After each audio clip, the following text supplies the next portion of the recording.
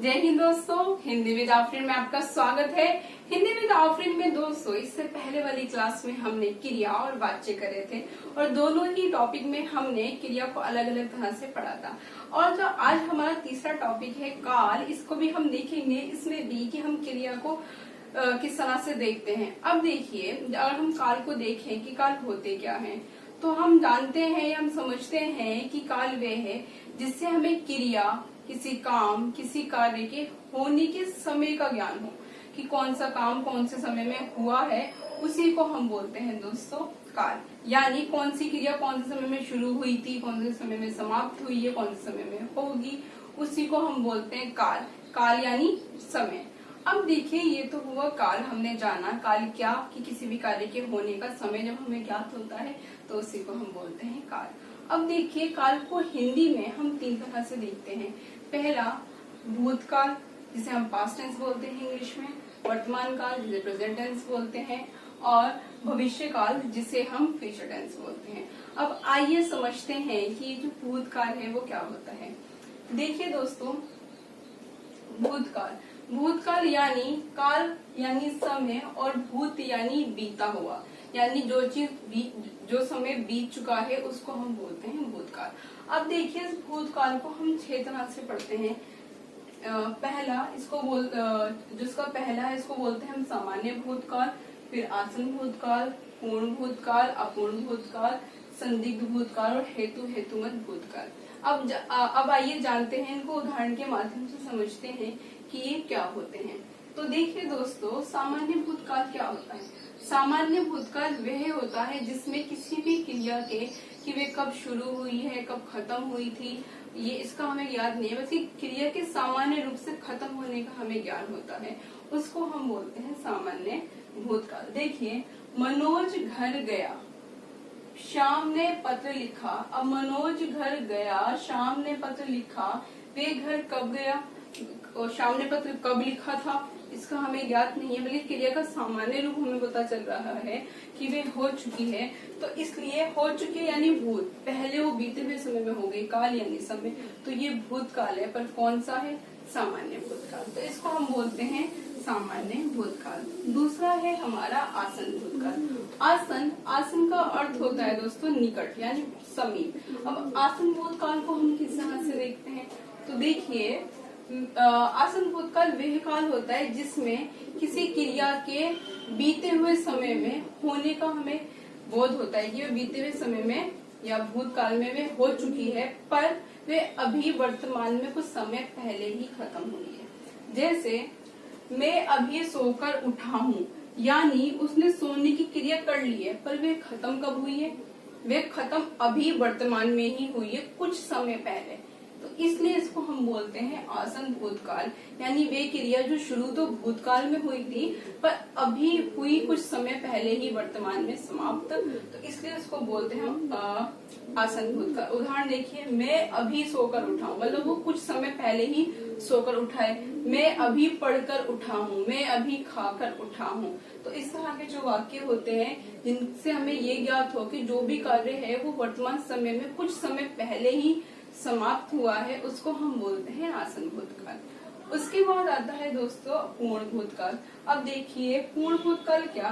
वह क्रिया जो बीते समय में शुरू हुई थी, बीते समय में ही काफी समय पहले समाप्त हो गई, उसको हम बोलते हैं पूर्ण भूतकाल। जैसे भारत 15 अगस्त 1947 को आजाद हुआ था, यानी उसके आजाद होने की, उसके स्वतंत्र होने की जो क्रिया थी वो भूतकाल में ही शुरू हुई और भूतकाल में ही काफी समय पहले समाप्त हो गई। राम ने रावण को मारा, भूतकाल में काफी समय पहले मारा था, काफी समय पहले ही उसके क्रिया की समाप्ति हो गई। तो ऐसे वाक्यों को हम पूर्ण भूतकाल कहते हैं। अब देखिए, जब हम पढ़ते हैं पूर्ण भूतकाल तथा आसन भूतकाल तो इनमें थोड़ी कंफ्यूजन होती है। जैसे मैं अभी सोकर उठा हूँ, भारत 15 अगस्त को आजाद हुआ था। अब देखिए, जैसे एक वाक्य ले हम ये लिखे यहाँ पर कि किसान खेत जोत चुका था, तो वो कौन से काल में आएगा? जोत चुका था, ये तो हमें समझ में आता है कि वो बीते समय में हुआ है तो भूतकाल है, पर कौन सा भूतकाल है? आसन भूतकाल है या पूर्ण भूतकाल है? तो दोस्तों वो पूर्ण भूतकाल है, क्योंकि हमने ये बोला कि किसान खेत जोत चुका था। अगर मैं ये बोलती कि किसान खेत जोत चुका है, यानी कि अभी उसने कुछ समय पहले ही कार्य समाप्त करा है, तो वे आता आसन भूतकाल में। पर हम बोल रहे हैं कि किसान खेत जोत चुका था, यानी उसने अपना जो कार्य पहले ही समाप्त कर लिया था, तो वह आएगा हमारा पूर्ण भूतकाल।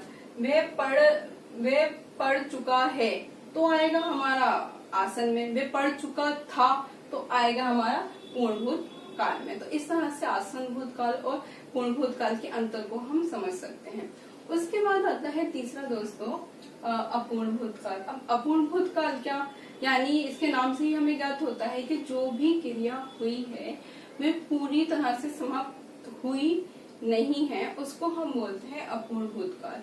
या वे समाप्त हो गई है, इसका हमें ज्ञान नहीं है। देखिए, वे हॉकी खेल रहा था, जब हमने उसको देखा था बीते समय में, तो वह कोई कार्य कर रहा था और उसका कार्य समाप्त हो गया है या नहीं, इसका हमें ज्ञान नहीं है, तो वह होता है अपूर्ण भूतकाल।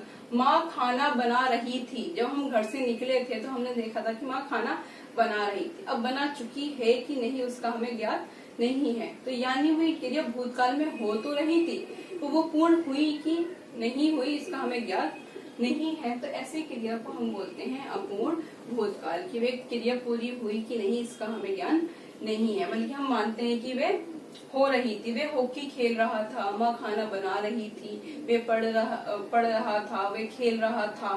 तो इस तरह के वो खेल चुका है, इसका हमें ज्ञान नहीं है। वो बना चुकी है खाना, इसका हमें ज्ञान नहीं है। वे हॉकी खेल चुका है, इसका भी हमें ज्ञान नहीं है। किसी कारण इसको हम बोलते हैं अपूर्ण भूतकाल। उसके बाद आते हैं दोस्तों संदिग्ध भूतकाल। संदिग्ध भूतकाल का अर्थ होता है, भूतकाल का अर्थ तो आप जानती है बीता हुआ समय। संदिग्ध यानी किसी कार्य पर उसके होने का हमें संदेह हो कि वे हुआ भी है कि नहीं, उसको हम बोलते हैं संदिग्ध भूतकाल। जैसे बस छूट गई होगी, मतलब वो घर से निकल चुका है काफी समय पहले और उसकी हमें संदेह हो रहा है कि शायद उसकी बस छूट गई होगी, वो परीक्षा में देर से पहुंचा होगा, उसने कार्य नहीं किया होगा। अब उसने किया है कि नहीं, ये हमें नहीं पता, पर हमें संदेह है कि शायद उसकी बस छूट गई होगी, शायद वो परीक्षा में समय पर नहीं पहुंचा होगा। तो उसको बोलते हैं हम संदिग्ध भूतकाल, जिसमें हमें संदेह हो कि उसका काम हुआ भी होगा कि नहीं। बच्चे रो रहे होंगे, तो इसमें भी हमें पता नहीं है, नहीं बच्चे बस छूट गई होगी, इस तरह से हम देखते हैं। उसके बाद आता है अगला हमारा हेतु हेतुमत भूतकाल। अब देखिए हेतु हेतुमत भूतकाल क्या होता है। तो हेतु हेतुमत भूतकाल यानी कि जब कोई क्रिया किसी दूसरी क्रिया पर निर्भर होती है, तो उसको हम हेतु हेतुमत काल कहते हैं। यानी अगर हेतु हेतुमत भूतकाल में अगर हम पढ़ते हैं, अगर कोई एक क्रिया नहीं हुई है तो उसके ऊपर जो दूसरी निर्भर क्रिया है वो भी नहीं होगी। जैसे इसको उदाहरण से हम देखते हैं, मैं आगरा जाती तो ताजमहल देखती। अब देखिए यहाँ पर ये जो जाने की क्रिया है, अगर वो जाती तो वो ताजमहल देखती, यानी ताजमहल देखने की जो क्रिया थी वो किस पे निर्भर थी, आगरा जाने पर। इसी तरह से अगर वो परीक्षा में मेहनत करता तो वह अच्छे अंक से पास होता, या वे मेहनत करता तो वे जीवन में सफल होता। तो हाँ, एक क्रिया दूसरी क्रिया पर निर्भर है कि मेहनत करता तो सफल होता, मेहनत करता तो पास होता। अगर वो आगरा जाती तो ताजमहल देखती। तो इस तरह से एक क्रिया दूसरी क्रिया पर जब निर्भर हो भूतकाल में, बीते हुए समय में, तो उसको हम बोलते हैं हेतु हेतुमत भूतकाल।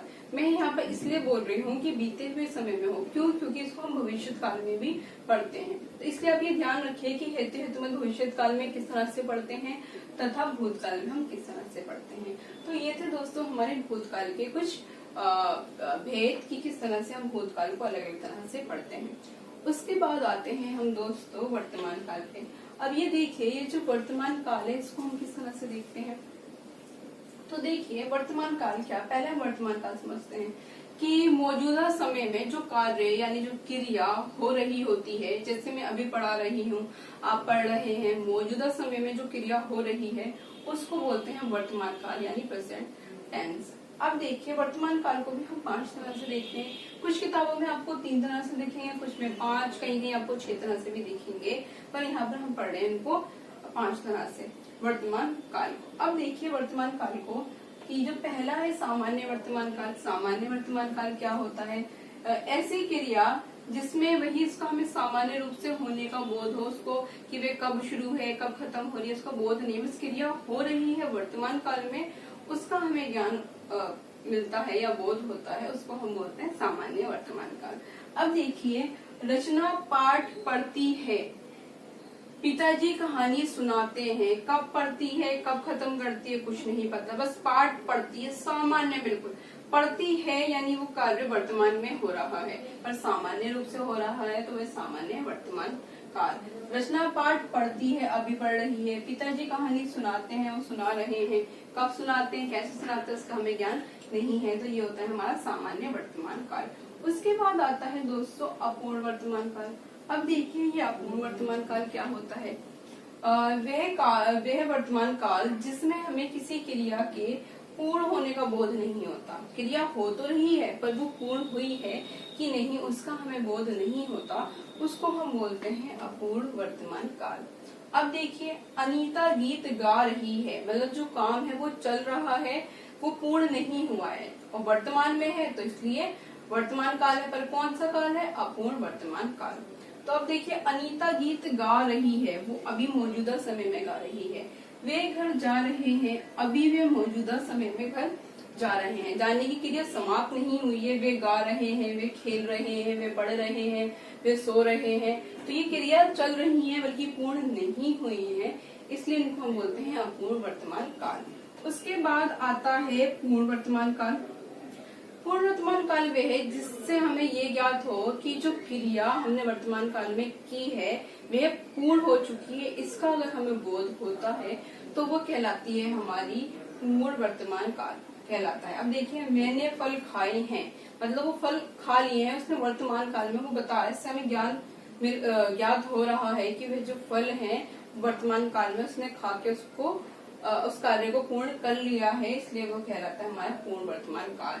वह आया है, वे गया है, वे आए हैं, वो कार्य कर रहा, मैंने फल खाए हैं, वे आया है, उसने खाना खाया है तो खाने का कार्य पूरा हो गया, उसके आने का कार्य पूरा हो गया, उसके फल खाने का कार्य पूरा हो गया, उसने पाठ पढ़ा है, उसके पढ़ने का कार्य पूरा हो गया वर्तमान काल में, तो उसी को हम बोलते हैं दोस्तों पूर्ण वर्तमान काल। उसके बाद हम आते हैं संदिग्ध वर्तमान काल पे। संदिग्ध वर्तमान काल क्या?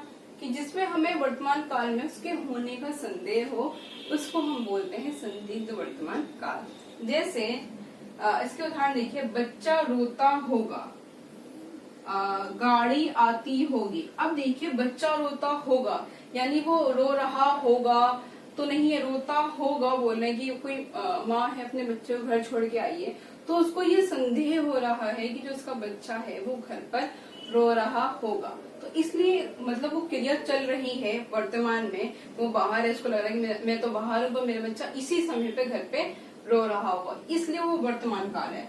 अगर वो बस छूट गई होगी, उसको लगता है कि वो कार्य हो चुका होगा तो वे भूतकाल में, उसको लगा ये कार्य शायद अभी हो रहा होगा तो वो वर्तमान काल में संदिग्ध वर्तमान काल है। गाड़ी आती होगी मतलब आने की क्रिया हो रही है पर वो आ ही जाएगी, इसका हमें बोध नहीं है या ज्ञान प्राप्त नहीं है, बल्कि हम ये बोलते हैं कि गाड़ी आती होगी, हमें संदेह है, श्योरिटी नहीं है, तो वह आता है हमारा संदिग्ध वर्तमान काल में। उसके बाद आते हैं दोस्तों हम संभाव्य वर्तमान काल में। संभाव्य वर्तमान काल में यानी कि वर्तमान में किसी क्रिया के होने की संभावना हो तो उसको हम बोलते हैं संभाव्य वर्तमान काल। देखिए वे आया हो, वे लौटा हो, इस तरह से जब हम चीजें देखते हैं तो हम जानते हैं कि वह आया हो, वे लौटा हो, मतलब वह आया होगा, वे लौटा होगा, इसकी हमें संभावना है बल्कि हमें इसका पूर्ण ज्ञान प्राप्त नहीं है, तो इसलिए इसको हम बोलेंगे दोस्तों संभाव्य वर्तमान काल। यानी वर्तमान काल में ऐसी कोई क्रिया जिसमें हमें संभावना हो कि वे आया हो, वे पढ़ता हो, वे लौटा हो, इस तरह की क्रिया का बोध हो तो वह कहलाती है हमारी संभाव्य वर्तमान काल। उसके बाद दोस्तों हम अपना अंतिम देखते हैं भविष्य काल। अब देखिए कहीं कहीं पर इस तरह से लिखा होता है भविष्य काल, हलंत के साथ लिखा होता है, कहीं कहीं भविष्य की जगह भविष्य ही लिखा होता है, पर आज की जो मानक हिंदी है उसमें हलंत नहीं लगाते हैं। पर आपने कई किताबों में देखा होगा, तो यहाँ मैंने आपको बताने के लिए हलंत लगा दी थी। अब इसके अंतिम हम 3 देखते हैं। देखिए, जैसे भविष्यत काल में हम देखते हैं सामान्य भविष्यत काल की। सामान्य भविष्यत काल क्या होता है? ऐसा भविष्य काल यानी आने वाले समय में हम कोई कार्य करेंगे, भविष्य में कोई कार्य किया जाएगा, तो उसको हम बोलते हैं भविष्य काल या भविष्यत काल। कि अभी हम कार्य नहीं कर रहे हैं, ना ही हमारा कार्य हो चुका है, बल्कि आने वाले समय में हम वो कार्य करेंगे, तो उसको हम बोलते हैं भविष्यत काल। अब इसका पहला देखते हैं सामान्य भविष्यत काल। राम आएगा वह पढ़ेगा। देखिए, इसकी जो क्रिया है, भविष्य की क्रिया, वे वर्तमान और भविष्य काल में होगी, पर कैसे होगी? बिल्कुल सामान्य रूप से, कि राम आएगा, वो पढ़ेगा, वे सोएगा, वे बैठेगा। इस तरह की जितनी भी क्रियाएं हैं सामान्य रूप से होंगी, वे सामान्य भविष्य काल में आएंगी। उसके बाद ये जो 2 हैं कि शायद आज वर्षा हो, संभव है कि शाम पत्र लिखे। अब यहाँ पर देखिए, शायद वर्षा हो, संभव है कि शाम पत्र लिखे। संभाव्य, कि हमें संभावना है कि भविष्य में कुछ कार्य हैं जो होंगे, उसकी संभावना है। तो ऐसे ही कार्य को या ऐसी ही क्रिया के जो भविष्य में होंगे, उनका बोध हो, तो वही कहलाती है हमारी संभाव्य भविष्यत काल। अब इसका हम अंतिम देखते हैं हेतु हेतुमद भविष्य काल। अब देखिए, यहाँ पर ये हेतु हेतुमद भविष्यत काल आया है, यानी कि भविष्य में हमें किसी क्रिया के होने का बोध हो और एक क्रिया दूसरी क्रिया पर निर्भर हो, तो उसको हम बोलते हैं हेतु हेतुमद भविष्यत काल। अब देखिए, यदि छुट्टियां होंगी तो मैं आगरा जाऊंगा। यदि मतलब भविष्य में अगर छुट्टियां होंगी तो मैं आगरा जाऊंगा। तो आगरा जाने की जो क्रिया है वो किस पर निर्भर है? वो छुट्टी होने की क्रिया पर निर्भर है। इसी तरह से अगर मैं बोलूं कि अगर मैं परीक्षा में मेहनत करूंगी तो मैं शायद प्रथम आऊंगी, अगर मैं मेहनत करूंगी तो शायद मैं जीवन में सफल होंगी। तो इस तरह से एक क्रिया जब दूसरी क्रिया पर भविष्य में निर्भर होती है, तो उसको हम बोलते हैं हेतु हेतुमद भविष्यत काल। तो दोस्तों, आज हमने जाने ये कि काल क्या होते हैं और इनके रूप के अंदर इनके कितने भेद होते हैं, जैसे भूतकाल, वर्तमान काल और भविष्यत काल। तो इस तरह से दोस्तों आज हमने काल विषय टॉपिक पढ़ा और मैं उम्मीद करती हूँ कि आपको ये समझ में आया होगा। तो आज के लिए दोस्तों इतना ही। अगली क्लास में हम आएंगे एक नए टॉपिक के साथ, नए प्रकरण के साथ। आज के लिए इतना ही। बहुत बहुत शुक्रिया।